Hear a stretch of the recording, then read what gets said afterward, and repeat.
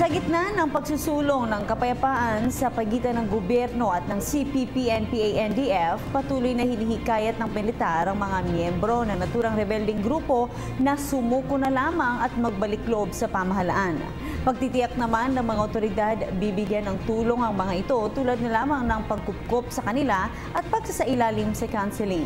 Nagbabalik ang aming kasama, si Eunice Monte. Pagbawi ni Pangulong Rodrigo Duterte sa unilateral ceasefire, nagpatuloy na ulit ang putukan sa pagitan ng militar at ng makakaliwang grupo. Kasabay nito, hinikayat naman ng militar na sumuko na lang ng maayos ang rebelding grupo, lalo pat handa naman silang tumulong sa kanilang muling pagsisimula. Ngunit saan nga ba dinadala ang mga sumusukong miyembro ng rebelding grupo? Sa isang mapayapang komunidad sa Davao Oriental, matatagpuan ang Halfway House Processing Center for Former Rebels, o kung tawagin ng mga taga rito ay Happy Home. Nagsimula pa ito taong 2013 kung saan dito kinukupkop, sumasailalim sa counseling at pinag-aaral ang mga sumusukong rebelde sa militar. May mga moral and recovery program din dito sa kanila.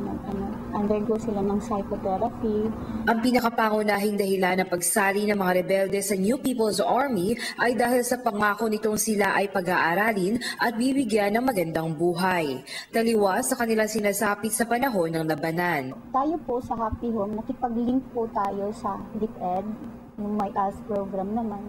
Yun, nag-undergo din sila ng ALS program. Dito sila nag-aaral sa Happy Home. Mayroon itong 10 kwarto na kayang tumanggap ng hanggang 30 NPA surrenderies. Dito sa Happy Home, dinadala ang mga NPA na sumusuko sa ating militar, kung saan sila ay kinukupkop at inaalagaan. Ito yung isa sa mga halimbawa ng kwarto na tinutuluyan ng mga NPA habang sila ay nagpapagaling. Kompleto ito sa mga pasilidad. Meron ditong prayer room kung saan pwede silang makapagmuni-muni habang sila ay nagpapagaling. Sa tulong na rin ng pamahalaan, ang mga tapos na sa counseling at pag-aaral ay makakatanggap ng 50,000 pesos na livelihood assistance at 15,000 pesos immediate assistance. Sa katunayan, ang ilan sa kanila ay matagumpay na sa kanilang buhay na may sarili ng mga hanap buhay at certifications sa ngayon. Patunay lamang ito na kung gugustuhin ay may puwang ang kapayapaan at pag-unlad sa sino mang may bukas na kalooban sa pagbabago. Para sa PTV News, Eunice Monte, Davao City.